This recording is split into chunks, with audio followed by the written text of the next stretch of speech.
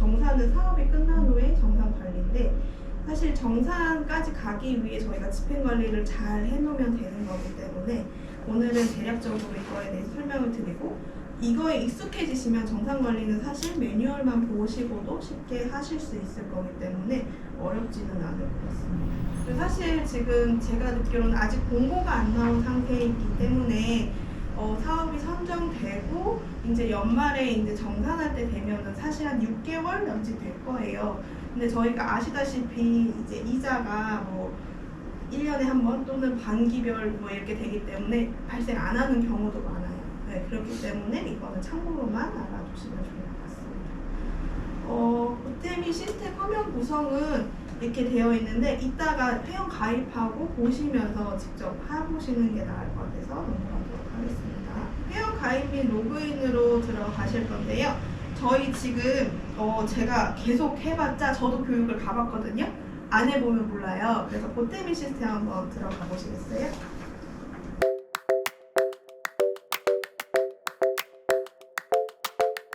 그럼 다시 사용자 정보 관리로 들어갈게요. 메뉴 안 찾으셔도 되고 본인이 사용하신 탭은 여기 상단에 다 있어요. 네. 이제 처음 해주실 게 아까 그 정보 입력하는 거랑 소속기관 정보를 들어가는 게 있는데 일단은 선생님들은 단체를 만드는 것도 도와드려야 되잖아요. 그렇기 때문에 저희는 신규 등록부터 먼저 하도록 하겠습니다. 신규 등록이 아마 18페이지에 있을 거예요. 이것도 한번 저희가 만들어 볼 거예요. 단체를 만들었다가 삭제를 해도 되거든요. 네, 그렇기 때문에 오늘 단체도 만들어 볼게요. 사업자 분류 질문도 있으셨던 것 같은데 요거를 보시면 법인 사업자, 개인 사업자, 자치단체, 공공기관, 학교, 비영리법인, 내국인, 외국인 이렇게 나와 있어요. 근데 지금 공모의 성격이 단체로 가입을 하시는 거기 때문에 보통 비영리법인 단체로 이렇게 진행을 하시게 되거든요. 개인 그 대표가 아니시더라도 실무자시더라도 전부 다 개개인이 다 개개인이 가입을 하셔서 개개인이 넣으시면 되고 그리고 보태미는 10명 모두가 가입을 할 필요가 없어요. 이게 여기에서가 중요한데 부가세 신고요. 아까 말씀드렸죠? 그래서 미신고를 선택을 해주셔야 돼요. 신고를 누르고 눌렀다가 하면은 집행 등록에서 다 꼬여요. 그래서 입력이 안 되고 뭐 내가 사업비고 지출해야 되는데 갑자기 자부담만 넣을 수 있고 막 이런 상황이 생기거든요. 왜 미신고를 해야 되죠? 저희 단체는 세금을 신고하지 않는 단체라서 그래요. 비영리법인 이득을 취하지 않는 단체이고 네, 세금 신고를 하지 않기 때문에 그 내가 대표자라고 해서 대표를 만들었다고 해서 이 권한이 다 들어가 있지 않아요. 한번 설정을 해주셔야 돼요. 네. 설정을 안 해주시면은 그냥 민간보도 사업 담당자만 남아있고 이게 이체 담당자나 이런 게 권한이 설정이 안 되어 있기 때문에 아무것도 하실 수가 없어요. 여기에 예산 집행계획 등록이 그러니까 앞에 거는 다 사업계획 등록이나 뭐 세부계획은 그냥 사업계획서 쓰는 대로 쓰시면 돼요. 근데 예산 집행계획 등록을 하셔야 되는데 이제 여기에 넣으신 게 나중에 예산을 쓰는데 영향을 미쳐요. 네. 예산목에 맞춰서 돈을 써야 되잖아요. 네, 그렇죠? 제가 작년 거 공고를 보고 왔는데 행사 운영비 예를 들어서 행사 운영비 1,000만 원, 시설비가 500만 원이면은 이 안에서만 사용을 하셔야 되잖아요. 네. 그렇기 때문에 이 지정은 좀 잘 해주셔야 돼요. 근데 보통 저희가 자부담 같은 경우에는 행사목을 안 정하는 지자체도 많아요. 그냥 비율만 맞추면 되지 우리가 알아서 쓸게 이러시기 때문에 근데 여기서는 자부담을 쓸래도 지정을 해놓으셔야지 쓸 수가 있어요. 자부담은 사실 모든 예산목을 지정할 수 있어요. 내 돈으로 뭐 내가 모든 범위에 쓰실 수 있죠. 반대로 사업비에서는 뭐 이렇게 지자체마다 이건 달라요. 근데 밥값은 지원 안 해준다 이런 지자체가 많기 때문에 네. 좀 사업비에는 쓰는 제한이 있지만 자부담은 다른 데 쓰셔도 상관이 없습니다. 근데 카드는 새로 만드셔야 돼요. 네. 보태미 신용카드는 여기에 이 시스템과 연동되게 만들어져서 꼭 신용카드는 새로 만드셔야 돼요.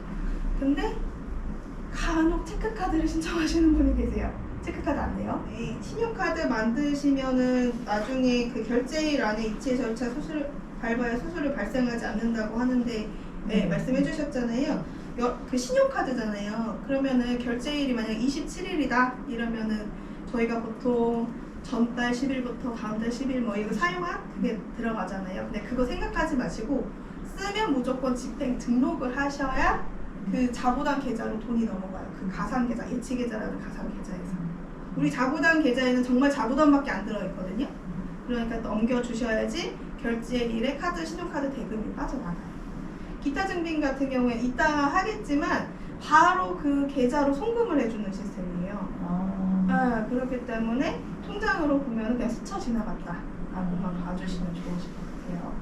그 다음에 중요재산 관리인데 그 봐주시는 그 중요재산을 등록하는 기준이 어떤지는 모르겠는데 사실 공모사업으로는 이제 자산성 물품은 사지 않게끔 되어 있기는 해요. 왜냐면 이거는 그 단체가 가져도 안 되고 처분 계획도 세워야 되기 때문에 되도록이면은 사시지 않으시도록 지양하시도록 사업 계획을 하실 때 하시는 게 좋을 것 같고요. 저희는 그래서 웬만하면은 임차로 하시라 꼭 필요하시면 이런 방법을 권해드리거든요. 다음으로 사업 변경 관리를 보실게요. 요거는 아까 잠깐 말씀드렸지만 우리가 사업 예산목을 잘못 지정해 놨을 경우 여기에 들어가셔서 변경을 하면 돼요. 근데 중요한 게 이거를 누르면 하루 동안은 보태미를 카드를 또 못 쓰시고 아예 집행을 못 쓰신다는 점. 재원 조달계 저희는 500만 원짜리의 자부담 5%에서 25만 원 사업이었는데 요 비율을 변경하고 싶다. 그리고 뭐 예산 집행 계획 여기에서 행사 운영비, 행사 실비 여기 보시면 지방비 500만 원, 자부담 25만 원 해놨잖아요. 근데 내가 이거를 잘못 지정을 해놓은 것 같아. 그래서 요거를 변경을 하셔도 돼요. 만약에 시설비 항목으로 좀 변경을 하셔도 되고 이거는 지자체 그 가이드라인에 맞게 지정을 해주시면 되고 진짜 중요한 집행관리를 보여드릴게요. 가지고 있는 카드 정보를 넣으시면 여기 정보가 떠요. 거기에서 체크하시고 추가 누르시면은 바로 넣어드립니다. 요거는 교재 따라서 하시면 되시고 이거를 하시고 그 다음에 금융사용 관리를 꼭 해주셔야 돼요. 이체 인증서 아까 말씀드린 거 농협에 이체 인증서 은행에서 받으면 농협에 기업 회원으로 가입을 하셔야 돼요. 인터넷 개인 걸로 안 돼요. 집행관리 탭에 들어가시면 이제 사업 연도를 선택하시고 지방보조 사업 선택하시면 이렇게 집행이 얼마가 됐는지 쭉 떠요. 사실은 이게 아까 그 사용자 정보관리에서 다른 단체원한테 권한을 부여하면 이거를 다 같이 공유를 할 수 있어요. 그 집행을 할 때 보통 많이 사용하는 게 전자세금 계산서, 세금 계산서죠. 그거와 그다음에 그 카드, 신용카드 그리고 기타 증빙이 있습니다. 먼저 저희 순서대로 하면은 세금계산서 집행인데요.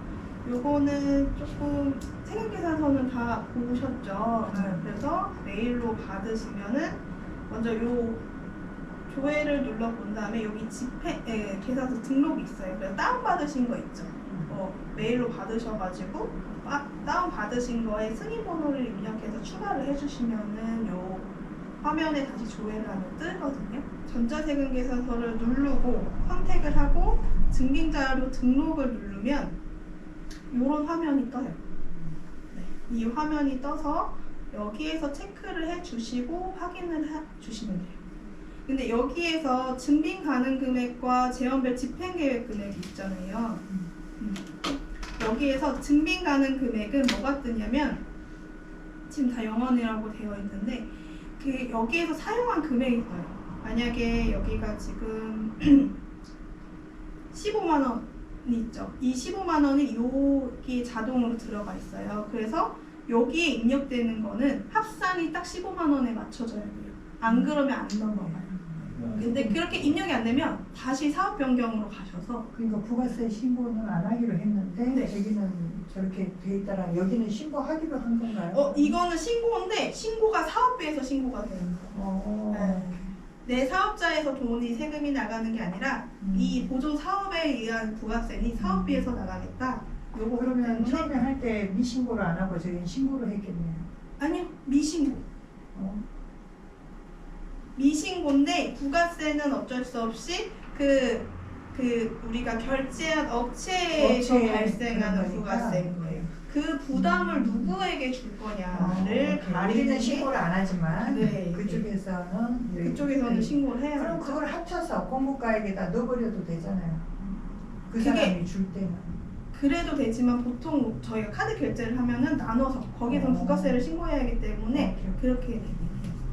얘가 페이지부터 이제 집행 관리인데 이제 아까 전자세금계산서 하시고 사실 저희가 한꺼번에 묶어서 하지 않잖아요. 건건별로 해서 이렇게 설명드리는 게 더 나을 것 같아요. 등록하신 다음에 관리로 넘어오셔서 다시 이제 집행 요청을 누르시면 돼요. 근데 간혹 바로 눌렀는데 실패가 뜨거나 뭐 그런 경우가 있어요. 근데 이게 시스템이 좀 느려요. 그래서 생각보다 저희 속도를 못 따라가더라고요. 그래서 만약에 5건 한꺼번에 이체 실행을 했다. 그러면 한 2분 정도는 기다리시면은 관리가 집행 관리에 들어가면은 요게 바로 안 나와요. 집행 등록 탭이. 네. 왜냐하면은 요 사업이 뭔지 모르는데 등록할 수가 없으니까. 그래서 요거를 지정을 해주시고 조회를 눌러야 나오거든요. 나중에 지금 보시면 당연하지 하시는데 헷갈려 하시는 분들이 좀 많으세요. 선택을 할 수가 없으니까 그거는 조금 기억을 해주셔야 되죠. 집행 등록을 누르고 이게 사업 종료일 날 내가 돈을 썼다. 그럴 경우가 있잖아요. 그건 노템이 안 나오기 때문에 이거는 공모사업 담당자도 알아두셔야 돼요. 이거를 거래일 기준으로 확인을 체크를 하셔야 되는 거죠. 그리고 이게 돈을 다 쓰신 다음에 카드 대금이라는 게 맨 마지막에 한 번에 나가는 거라 사업 종료일이 만약에 3월 30일이었는데 카드 결제일은 다음 달 4월 27일이거든요. 그러니까 이거는 담당자 분께서 알아두셔야 되는 게 이제 적어도 이제 사업 종료 후 며칠까지는 카드 대금 선결제가 있잖아요. 선결제에서 모든 집행을 할 수 있도록 조금 도와주시는 게 좋으실 거고요. 이거는 약간 세금 계산서랑 비슷하기는 해요. 세금 계산서랑 비슷하긴 한데 기타 증빙 같은 경우에는 세금 계산서도 아니고 뭐 그런 경우에 계좌 이체할 경우에 사용하는데 제가 사용을 해보니까 인터넷 쇼핑할 때 사용하실 수 있더라고요. 아무래도 저희 뭐 쿠팡이나 이런 걸로 구매하는 게 좀 저렴하다 보니까 이걸 이용을 해야 되는데 쿠팡에서도 개인 대표자가 구매하시면 안 되고 꼭 기업 회원으로 가입을 하셔서 모든 인터넷 쇼핑몰은 다 기업 회원으로 다시 가입을 하신 다음에 활용을 하시면 돼요. 근데 또 문제가 사실 인터넷 쇼핑도 다 신용카드 되는데 왜 기타 증빙으로 해? 이러시잖아요. 근데 참 이게 기업 회원으로 가입을 해야 되는데 또 카드는 대표자 카드잖아요. 그래서 결제가 안 돼요. 그래서 인터넷 쇼핑몰 보시면 계좌 이체, 계좌 거래 있죠. 부통당 입금 뭐 이렇게 돼 있잖아요. 그걸로 이제 입금을 처리를 해야 되거든요. 여기 보시면 기본 서류는 여기 들어가는데 집행 증빙 서류가 또 따로 있잖아요. 이거는 나중에 원천세 내시고 나서 그 영수증을 여기 다시 첨부를 해주셔야 돼요. 이거는 정산할 때 필요하기 때문에 다 하신 다음에 여기 첨부를 해주시면 돼요. 이거는 홈택스랑 위택스 가서 따로따로 신고해 주시면 돼요. 사실 위택스에서 나가는 거는 돈이 한 번에 나가야 되는데 여기에 원천세는 사실 딱 계산된 금액만 넣는데 이거는 수수료가 나중에 붙는 거잖아요. 네, 가산세 같은 경우에는 만약에 1,000원이라고 하면은 1,000원을 다시 집행 등록을 해주셔야 되는 거잖아요. 그러면은 조금 사용처가 조금 다시 입력을 해주고 한꺼번에 나가는 거기 때문에 나중에 좀 소명 자료를 잘 작성을 해줘야 돼요. 집행은 아까 요거 참고하셔가지고 집행 등록을 다 하신 다음에 저장하시고 집행 요청을 누르시면 돼요.